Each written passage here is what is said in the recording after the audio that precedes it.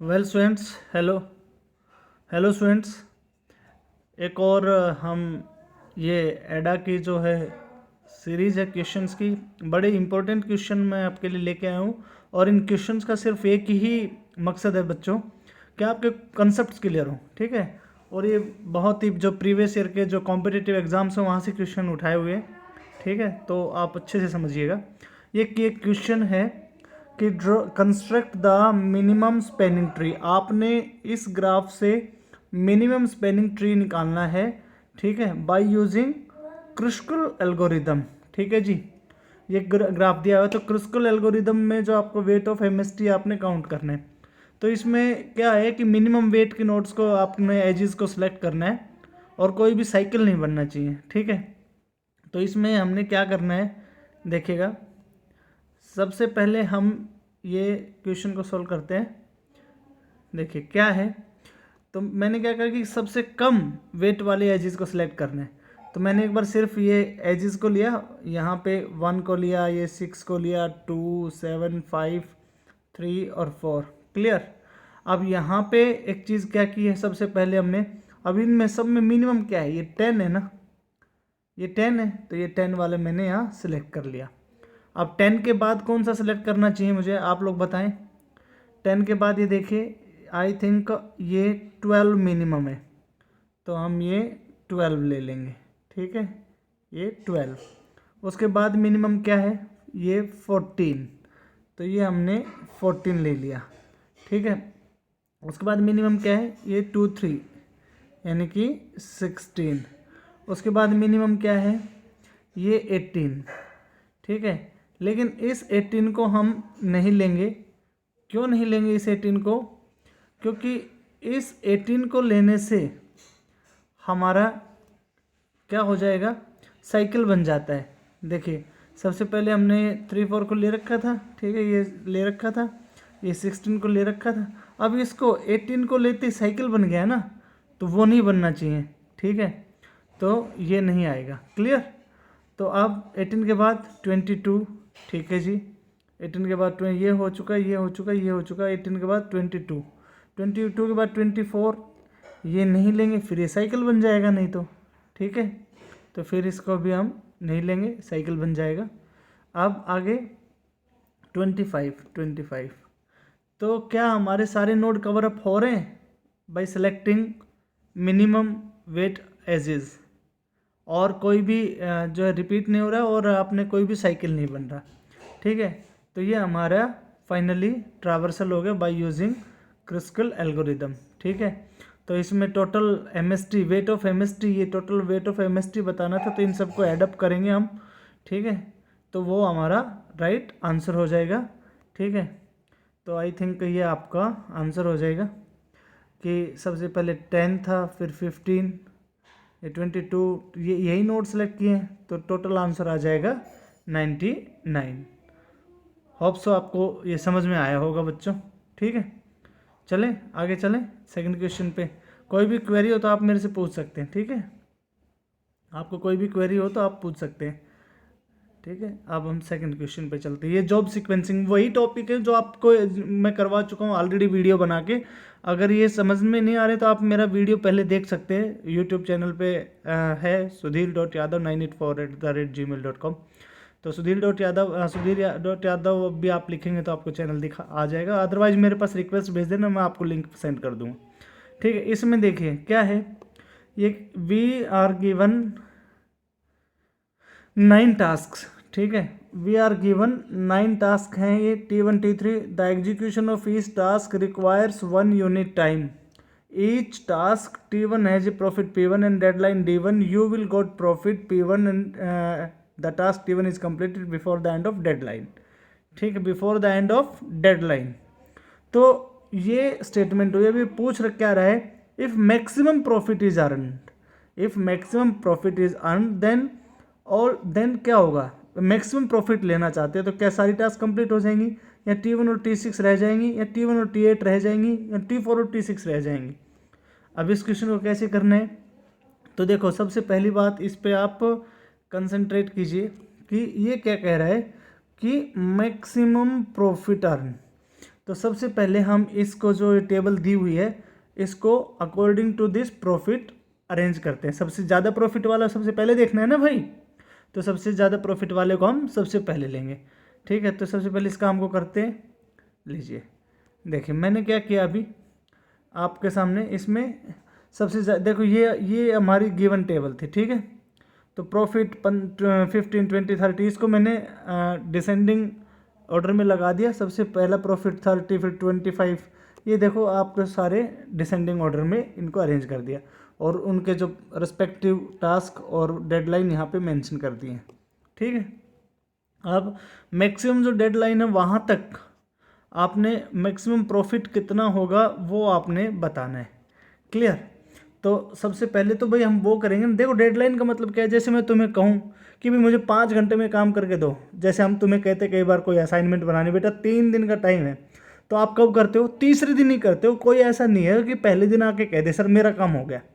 ठीक है, तो डेडलाइन यहाँ पे जो दी हुई है इस लाइन में, इसका मतलब ये नहीं कि 5 दिन में होना चाहिए। मतलब ये यूनिट आप कुछ भी लगा लीजिए, 5 दिन, 5 घंटे, 5 महीने, 5 हफ्ते, कुछ भी लगा लीजिए। ठीक है, मैं दिन मान के चल रहा हूँ, 5 दिन या 5 घंटे मान के चलिए ताकि आपको और अच्छे समझ आए। देखिए तो आप कब काम करते हो? जब हमारी डेडलाइन आ जाती है लास्ट। भाई फीस भरने की आप 30 तारीख तक फीस भर सकते हो, तो आप 30 तारीख को भरने जाओगे, उससे पहले चिंता ही नहीं है।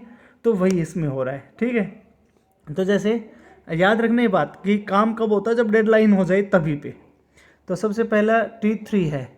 T3 के लिए डेडलाइन क्या है? 5। भाई 5 घंटे में काम हो जाना चाहिए। ठीक है, 5 घंटे में ये 5 है, तो हम तो डेडलाइन पे ही काम करेंगे। तो 5 घंटे ये समझ यहाँ पे 1 आवर ख़त्म या 2 आवर ख़त्म या 3 आवर ख़त्म या 4 आवर, तो ये 5वां है। तो यहाँ पर क्या आ गया? T3। इतना समझ में आया? अब बारी आती है T9 की। T9 क्या कहता है जी? मुझे तो मैक्सिमम 3 दिन चाहिए। 3 दिन का मतलब 1 दिन में भी हो सकता है, 2 दिन में भी, 3 दिन में, लेकिन चौथा दिन नहीं चाहिए। मैक्सिमम है ये, डेडलाइन मतलब मैक्सिमम। तो ये क्या कह रहा है? मुझे तो 3 दिन चाहिए। तो तीसरे दिन हमने क्या किया? T9 अरेंज कर दिया जी। ठीक है, T7 नेक्स्ट। T7 क्या कहता है जी? मुझे तो 2 दिन चाहिए ज़्यादा से ज़्यादा। ठीक है भाई, तो डेडलाइन कितनी है? 2 दिन। जैसे मैं तुम्हें कहूँ असाइनमेंट मुझे 3 दिन है तुम्हारे पास, तो तीसरे दिन ही लेके आओगे तुम, उससे पहले कोई जमा नहीं कराता। तो यहाँ पे T आपका 7 अरेंज हो जाएगा। क्लियर? ये हो गया T7। ओके, अब बारी आती T2 की। T2 क्या कहता है जी? 2 दिन लगेंगे मैक्सिमम, यानी कि 1 दिन भी लग सकता है और 2 दिन भी लग सकते हैं। तो अब 2 दिन पे तो T7 बैठा है, तो भाई इसको हमने प्रेशराइज किया। T2 तुझे 2 दिन मैक्सिमम चाहिए, लेकिन 2 दिन में नहीं, तुम अभी करके दो 1 दिन में। तो T2 कहाँ अरेंज हो जाएगा? क्योंकि T2 1 दिन में भी कर सकता है, 2 दिन में भी कर सकता है। तो T2 को 1 दिन में ही कंप्लीट करने के लिए हमने असाइन कर दिया। ठीक है, अब आया T4। T4 क्या कह रहा है जी? मुझे मैक्सिमम कितने दिन चाहिए? 3। ठीक है, लेकिन अब मैक्सिमम 3 दिन पे तो T9 बैठा है, T2 भी खाली नहीं है, T1 भी खाली नहीं है। अब T4 को कैसे असाइन कर दें? अब इनमें से T2 और T7 और T9 को हटा भी नहीं सकते क्योंकि उनका प्रॉफिट ज़्यादा है ना। अब T4 का प्रॉफिट भी कम और हमारे पास एटीट्यूड भी दिखा रहा है कि मुझे तो 3 दिन ही करना है। तो हमने क्या किया? भाई T4 तू अपने घर बैठ। ठीक है, लेफ्ट। तेरा प्रॉफिट भी इतना नहीं है और तू जल्दीबाजी भी इतनी मचा रहा है कि मैं तो 3 दिन से ज़्यादा वेट नहीं कर सकता, प्रॉफिट 18 ही दे रहा है। अरे ये बेवकूफ़ है क्या? T9 जो 5 दिन, जो आपका T9 जो आपका 3 दिन वेट करने के लिए तैयार है और प्रॉफिट कितना दे रहा है? 25। तो T4 को हमने लेफ्ट आउट कर दिया, लेफ्ट आउट। ठीक है, अब बात आई T5 की। T5 क्या कहता है जी? मैं 4 दिन वेट कर लूँगा। चलो चौथे दिन पे खाली है हमारे पास। हाँ ठीक है जी, आओ आप, वेलकम आपका। T4 पे हो गया। ठीक है, sorry T5, sorry my mistake, ये दैट विल T5। ओके, ये T5 आ गया, T5 हो गया ना ये 4 दिन पे। ठीक है जी, अब T8 महोदय आए। T8 पे क्या है जी? 7 डेज। वेलकम है, 7 खाली पड़ा है हमारा, तो हम तो डेडलाइन ही देंगे ना। T8 हो गया। ठीक है, अब T1 आए। T1 क्या कह रहे हैं जी? 7 दिन। 7 दिन का मतलब 6 दिन में भी हो सकता है, 7 दिन में भी, 5 दिन में भी, कुछ भी हो सकता है, 4 दिन भी। तो हमारे पास क्या है? 6 खाली है। T1 की डेडलाइन है 7। 7 से मैक्सिमम 7 दिन चाहिए। तो हमने जैसे T2 को प्रेशराइज किया था, अभी T1 को भी क्या किया हमने? भाई तू 7 दिन की बजाय 6 दिन में कर। तेरी डेडलाइन 7 है ना, ज़्यादा से ज़्यादा 7 दिन चाहिए तुझे। तो T6 को यहाँ पे सॉरी T1 को हमने असाइन कर दिया यहाँ पे T1 का 7 थी डेडलाइन, लेकिन हमने बोला ठीक है भाई 7 से पहले करना पड़ेगा, तो T1 यहाँ पे 6 पे असाइन कर दिया। अब बात आई T6 की। T6 क्या कहता है जी, मैक्सिमम डेडलाइन 5 की है, लेकिन हमारे पास तो सारी फिलअप हो गई हैं। ठीक है, मैक्सिमम डेडलाइन क्या थी, 7 तक था ना काम हमारा, 7 के साथ असाइन हो गए, तो T6 भी हमारी लेफ्ट आउट हो जाएगी। ठीक है, तो कौन कौन सी 2 लेफ्ट आउट हो जाएंगी, T4 एंड T6। समझ में आया? नहीं आता तो रिवाइंड करके देखिए, पॉज करके देखिए, फिर या फिर कमेंट्स कीजिए जहाँ पे भी प्रॉब्लम लगती है, I will solve your queries. Okay, अब तो ये फिर इसका राइट आंसर क्या हो जाएगा हमारा, दैट विल बी यानी कि your option 4, T4 and T6 will left out. Clear? चलिए आगे चलते हैं, नेक्स्ट क्वेश्चन पे चलते हैं। ये बड़ा अच्छा क्वेश्चन है भाई। ठीक है, इसमें क्या कह रहा है कि कुछ जॉब्स दी हुई हैं, job J1 J2 J3 J4 given, their processing time ये है 1 1 2 3 और डेडलाइन ये है 3 4 2 3। तो मैक्सिमम जॉब्स कितनी हो सकती हैं कि हमें प्रोसेसिंग टाइम और डेडलाइन के हिसाब से मैक्सिमम जॉब कितनी एग्जीक्यूट हो सकती हैं। ठीक है, बहुत ही अच्छा क्वेश्चन है ये भी। ठीक है, तो समझिएगा, ये ऑप्शन है इसके 1 2 3 या ऑल। ठीक है, तो इसमें क्या हो रहा है देखना ध्यान से। हमने टेबल बनाई है, पहले J1 J2 J3 J4 लिखा, T1 की वैल्यू 1 1 1 2 3 और डेडलाइंस की 3 4 2 3। अब देखो सबसे पहले J1 को लेते हैं। J1 क्या कह रहा है जी, मेरे को डेडलाइन कितनी है मेरी 3। ठीक है, प्रोसेसिंग टाइम मेरा बेशक 1 है। ठीक है, ठीक है, मेरा काम जो है वो क्या है कि मैं 1 दिन में कर सकता हूँ, लेकिन और वेट कितना कर सकता हूँ 3 दिन। ठीक है, तो हम तो वही है ना, मैक्सिमम वेट जितना कोई कर सकता है कराओ यार उसको वेट। ठीक है, तो J1 को असाइन कर दिया डे 3 पे। क्लियर? उसके बाद J2 आया। J2 कहता है जी मैं काम तो 1 दिन में कर सकता हूँ, लेकिन 4 दिन वेट कर सकता हूँ। चलो डेडलाइन तुम्हारी 4 है, तो J2 को यहाँ पे चौथे दिन पे असाइन कर दिया। काम इनका 1 दिन का है, लेकिन वेट जितना कर सकते हैं ठीक है करो। अब J3 क्या कहते हैं जी, मैं वेट 2 ही दिन कर सकता हूँ और मेरा 2 ही दिन का काम है। फंस गए ना, मैं 2 ही दिन वेट कर सकता हूँ और मेरा काम भी जो प्रोसेसिंग टाइम भी वो भी कितना है 2 दिन। अब हमारे पास दिन भी 2 ही बचे हैं, तो दोनों पे J3 को असाइन कर दिया। तो जो J4 को तो नंबर नहीं पड़ेगा। तो मैक्सिमम पूछा था, maximum how many jobs can be done, तो बेटा कितनी जॉब्स डन हो सकती हैं, only 3 jobs. C will be its right answer. ठीक है, ये इसकी ब्रीफिंग मैंने यहाँ कर रखी है, आप देख लेना। ठीक है, जो बोला वही लिखा हुआ है। ठीक है, समझ में आया? Thank you. नेक्स्ट क्वेश्चन पे चलते हैं। ये देखिए, ये नेक्स्ट क्वेश्चन है, for the given set of items knapsack capacity. Knapsack का मतलब आप कमेंट करके बताएं जल्दी से, जल्दी। मैं पॉज करके वीडियो को अपने आप को चेक कीजिए, नैपसेक का मतलब क्या होता है। राइट, कोई भी बैग को नैपसेक बोल दिया, ज़्यादा इसमें कोई महाभारत नहीं है। ठीक है, तो ये बैग। अब इसमें क्या बोल रहा है कि एक नैपसेक है जिसकी कैपेसिटी कितनी है 60 kg। Find the optimal solution for fractional knapsack है। देख लो, ये याद रखना एग्जामिनेशन में, यहीं पे चक्कर खा जाओगे तुम। फ्रैक्शनल और एक सिंपल नैपसेक प्रॉब्लम होता है। ठीक है, ये मेरे वीडियो है, आप यूट्यूब पे पहले से डला हुआ है, उसको देखना पहले, करने से पहले वो नहीं देखा है तो उस वीडियो को देख लेना। ठीक है, और अगर नहीं मिले तो मुझे बता देना, मैं लिंक शेयर कर दूंगा आपके साथ। क्लियर? तो नैपसेक प्रॉब्लम के अकॉर्डिंग हमने बताना है कि find the optimal solution.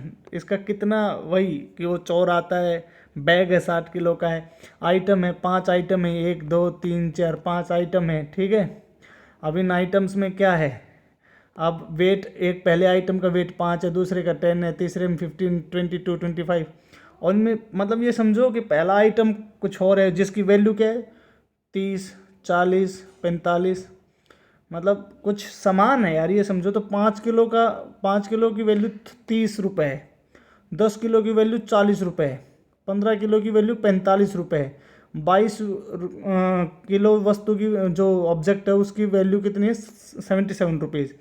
25 kilo चीज़ लोगे तो 90 रुपये मिलेंगे। तो इनमें सबसे महंगी कौन सी चीज़ है यार? तुम इसको 25 किलो उठाओगे तब 90 रुपये मिल रहे हैं, ये 10 किलो उठाओगे तब 40 रुपये मिल रहे हैं, ये देखो ना 5 किलो उठाओ तो 30 मिल रहे हैं। तो सबसे हल्की भी है और वैल्यू सबसे बड़ी है। तो समझ रहे कहने का मतलब? तो सबसे पहले हम इसको जो वैल्यू पर वेट, वैल्यू पर वेट हम इसको कैलकुलेट करेंगे पहले, ठीक है। सबसे पहले इसकी जो वैल्यू है, वैल्यू पर वेट, भाई 1 किलो पे कितना है उसी से तो पता लगेगा कि सबसे कीमती चीज़ कौन सी है, ठीक है। तो यहाँ पर हम एक टेबल और बनाएंगे जिनमें इनका रेशियो निकालेंगे। इस टेबल में क्या लिखा रहेगा कि 1 किलो पे 1 किलो चीज़ कितने रुपए की बिकेगी सबकी, ताकि कंपेयर करना ईजी हो जाए हमारे लिए, ठीक है। तो हम निकालते हैं इस टेबल को, क्लियर। तो ये मैंने एक चौथा कॉलम ऐड किया जिसमें सिंपली क्या है, रेशियो। किसके रेशियो है? वैल्यू बाय वेट, ठीक है। तो देखो यहाँ पे 30 है, 5 किलो पे 30 का फ़ायदा, 1 किलो पे 6 रुपये, ठीक है। 10 पे 40 का फ़ायदा, तो 1 किलो पे 4 का। 15 किलो पे 45 रुपये का फ़ायदा है, मतलब 45 रुपये मिल रहे हैं, तो 1 किलो पे कितने रुपए? 3 रुपये। 22 किलो पे 77 रुपये, तो 1 किलो पे 3.5 ये कैलकुलेट कर लेना। मैंने बना दिया था कि वीडियो लंबी ना बने, ठीक है। ये सिंपल से बच्चों वाले काम है, आप कर लोगे। 25 किलो पे 90 रुपये मिल रहे, तो 1 किलो पे 3.6, ठीक है। अब बच्चों इसमें देखो, अब चोर कौन सा सामान सबसे पहले उठाए, और ताकि उसकी बैग की जो क्षमता है, कैपेसिटी है 60, उससे ज़्यादा नहीं लेना, ठीक है। तो भाई सोचने की क्या बात है, इस पे देखो ये सबसे महंगी चीज़ ये है 6 वाली। तो 6 वाली पे टोटल कितनी मौजूद है? 5 किलो है, तो 5 की 5 उसने उठा के अपने बैग में डाल ली, ठीक है। अब 5 किलो की वस्तु डालने के बाद कितना बच गया कैपेसिटी? 55 बच गई। अब 5 किलो के बाद सबसे दूसरी महंगी कौन सी वस्तु है? ये है। अब इसमें कितना वेट है? मैक्सिमम कितनी वेट मौजूद है? 10 किलो। तो उठाना भाई 10 की 10 पूरी, ठीक है। 10 की 10 पूरी उठा, तो अब कितना बच गया? यहाँ पे 55 बचा था, 10 किलो चीज़ और डाल दी बैग में, तो कितना बच गया? 45, ठीक है। तीसरे नंबर पर कौन सी चीज़ सबसे भारी है? 6, 4, 3, ये 5वीं, ठीक है। सबसे तीसरे नंबर पे कौन सी है? 5th, क्योंकि इस पे फ़ायदा कितना मिल रहा है? 3.6, ये 5th वाली 3.6, ठीक है। तो 3.6 वाली कीमती है, तो इसको उठाएगा। तो इसमें कितना वजन है? 25 की 25 उठा ली, तो अब बैग की कैपेसिटी कितनी बच गई? I think 20। अब कौन सी है भारी? नेक्स्ट ये 4th है ना, 3.5 आ रहा है इसका। लेकिन यहाँ पे चक्कर क्या पड़ेगा बेटा कि ये 22 है और बैग की क्षमता बची 20, तो पूरा 22 तो नहीं आ सकता। तो चूँकि फ्रैक्शनल नैपसेक है, यहाँ पे याद रखना, फ्रैक्शनल नैपसेक नहीं होता तो ये 22 वाली नहीं लेते हम। चीज़ ऐसी है कि वो अलग अलग हो सकती है, डिस्ट्रीब्यूट हो सकती है। तो 22 में से सिर्फ हम 20 किलो उठाएंगे, ठीक है। 22 में से कितने किलो उठाएंगे? सिर्फ 20 किलो। तो हमारा बैग हो गया फुल। अब देखना है प्रॉफिट कितना है, ठीक है। इस 5 पे कितना प्रॉफिट मिला बेटा? ये वैल्यू, पूरी वैल्यू मिलेगी 30। 10 पे कितनी वैल्यू मिली? 40। इस 25 पे कितनी मिली? 90। और ये 20 पे कितनी मिलेगी? 22 पे जब 77 मिल रही है तो 20 पे कितनी मिलेगी? निकाल सकते हैं। 20 पे 77, 1 पे 77/22 और 20 पे मल्टीप्लाई बाई 20, तो इसका आंसर आएगा आई थिंक 70।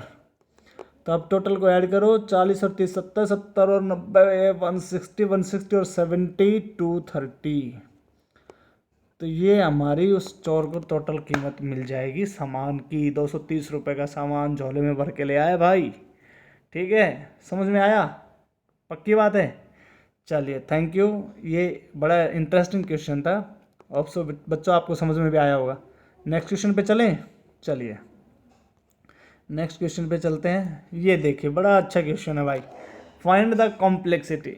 ये पीछे जो प्रीवियस ईयर के जो कॉम्पिटिटिव एग्जाम है, ये नेट और गेट में आपकी बड़ी हेल्प करेंगे बेटा, तो थोड़ा मन करके पढ़ना है इनको, ठीक है।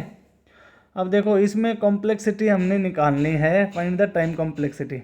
तो सीधी सीधी बात आपको क्लास में भी मैंने कई बार बताया कि ये लूप कितनी बार चल रहा है उस पर निर्भर करता है।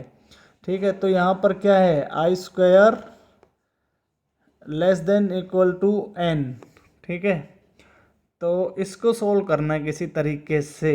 या स्क्वायर है, अगर स्क्वायर नहीं होता तो एन टाइम हो गया कॉम्प्लेक्सिटी, लेकिन यहाँ पे स्क्वायर है तो स्क्वायर क्या, स्क्वायर है ना, तो स्क्वायर है तो उधर भेजेंगे तो अंडर रूट हो जाएगा, ये under root 9 under root N. ठीक है, तो अंडर रूट एन हो जाएगा, तो इसकी कॉम्प्लेक्सिटी क्या निकल आएगी, अंडर रूट एन हो जाएगी, ये देखिए। ठीक है, ये था इसमें आपका पास। ठीक है, तो यहाँ पे ये आ जाएगी कॉम्प्लेक्सिटी आपकी। ठीक है, तो ये कॉम्प्लेक्सिटी क्या हो गई, under root N. Okay, clear हो गया। चलिए नेक्स्ट पे चलें, नेक्स्ट क्वेश्चन करते हैं। तो नेक्स्ट ये क्वेश्चन है, ठीक है, इसमें भी आपने टाइम कॉम्प्लेक्सिटी बतानी है। तो ये आई जे के एन वेरिएबल, 3 इसमें लूप चल रहे हैं बेटा। ठीक है, तो ये नेस्टेड लूप्स हैं, क्लियर। अब इसमें क्या हो रहा है, आई इज इक्वल टू 1, ये देखिए जब पहला लूप फर्स्ट लूप चला यानी कि आई की वैल्यू 1 हुई, तो J is less than equal to I है, तो जितनी आई की वैल्यू उतनी ही तो जे चलेगा, तो जे भी कितनी बार, 1 बार। ठीक है, अब ये अंदर ये क्या है, के लेस देन इक्वल टू 100, तो ये जब 100 है तो थर्ड लूप कितनी बार चलेगा, 100 टाइम। ठीक है, उसके बाद दोबारा यहाँ पे जाएगा, आई की वैल्यू 2 होगी, तो जे की वैल्यू भी 2 हो जाएगी। तो जब पिछली बार जे की वैल्यू 1 थी तो एक बार चला था, अब जे की पहले 1 के लिए फिर 2 के लिए, यानी कि तीसरा लूप भी 2 बार चलेगा। जब 3 हो जाएगी तो 3 बार चलेगा, जब 4 वैल्यू हो जाएगी तो 4 बार, n वैल्यू हो जाएगी तो n बार। अब इसको हम लिख लेंगे, पहले कितने बार, 100 टाइम चला, फिर 200, फिर 300, ऐसे n 100 कॉमन लिया, 1 2 3। अब इस 1 2 3 का ये फॉर्मूला है, n इंटू एन प्लस 1/2। अब इसको मल्टीप्लाई करेंगे तो बिगेस्ट वेरिएबल क्या बन रहा है, m square, that will be it's complexity. Simple. अब आपको समझ में आया हो तो मैं आपको एक होमवर्क देता हूँ, ठीक है, वो आप सॉल्व करके मेरे पास उसका सॉल्व करके उसकी फ़ोटो क्लिक करके मेरे पास व्हाट्सअप कीजिए, या मेरे को आप कमेंट में भी आप कर सकते हो उसको। ठीक है, जिस तरीके से भी हो सके आप करके मुझे बताना, क्लियर। चलिए अब इसमें देखिए, ये आपके लिए क्वेश्चन है, आपने इसकी जो है टाइम कॉम्प्लेक्सिटी बतानी। ठीक है, ये क्वेश्चन है, आपने इसकी टाइम कॉम्प्लेक्सिटी कैलकुलेट कर कर मुझे बतानी है। ठीक है जी, ये क्वेश्चन है, कुछ नहीं, वही 3 लूप चल रहे हैं, बस बिल्कुल डिटो पीछे वाले जैसा है, आप करके बताएंगे। ठीक है, ओके, नेक्स्ट क्वेश्चन पे चलें। नेक्स्ट क्वेश्चन ही है, टाइम कॉम्प्लेक्सिटी बतानी इसमें भी। ठीक है, तो क्या हो रहा है इसमें, देखो n इज इक्वल टू 2 की पावर 2 और उसके पावर k, एक लूप ये है और वाइल कंडीशन है। ठीक है, तो हमने कॉम्प्लेक्सिटी निकालते वक्त इन्हीं चीज़ों को देखना है। ठीक है, जो लूप्स चल रहे हैं, क्लियर। अब इसको सॉल्व कैसे करेंगे बच्चों, ध्यान से समझना। देखिए इसमें क्या हो रहा है, सबसे पहले हिट एंड ट्रायल मेथड के हिसाब से हम k की वैल्यू अगर 1 लेते हैं, तो यहाँ पे k की वैल्यू 1 पुट करेंगे तो n की वैल्यू कितनी आ गई, 4।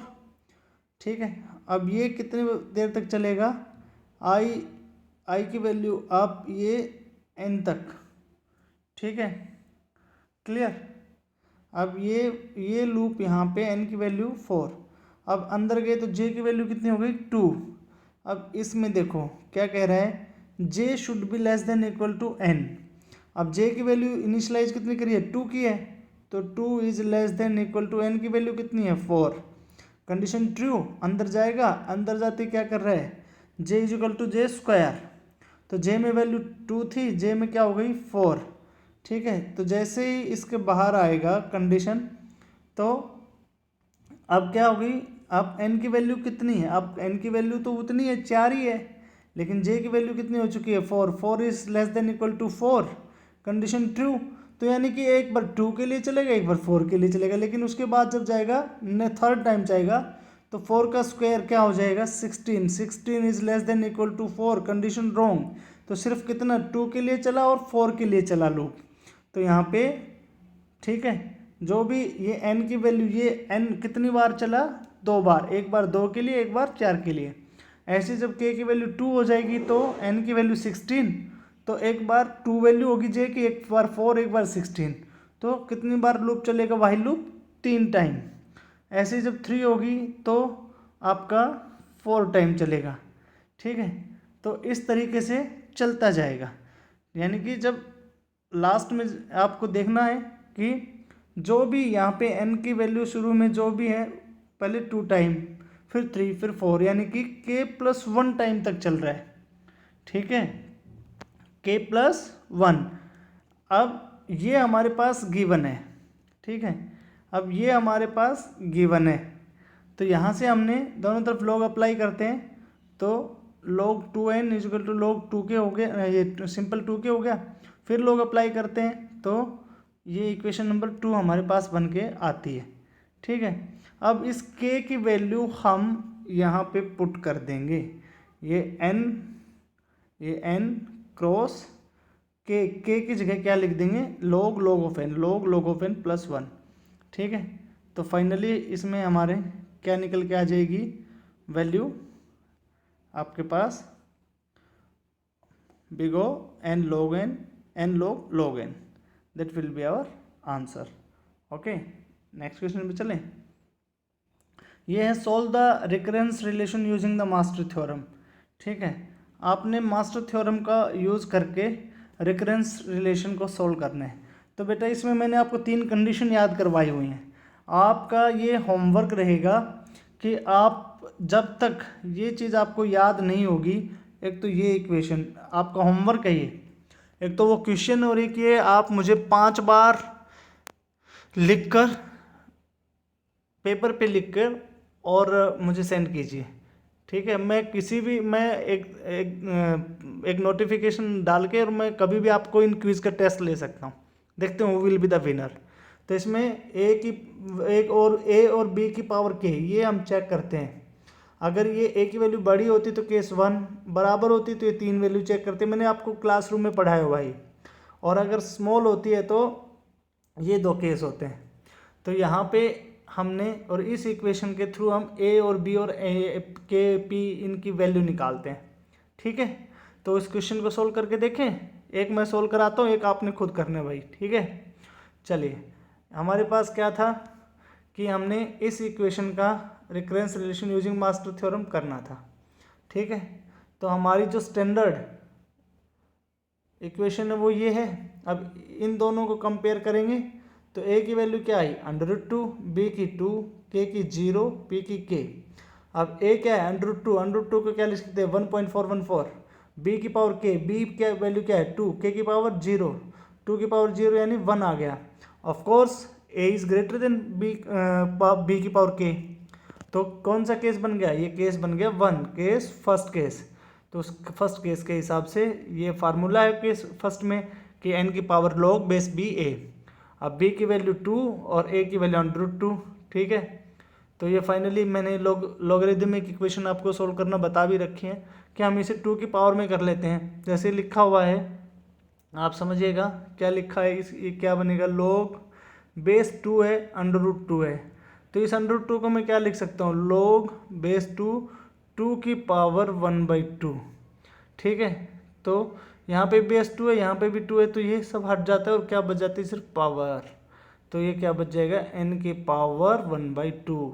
ठीक है, यानी कि √n, और ये हमारा हो जाएगा सॉल्यूशन।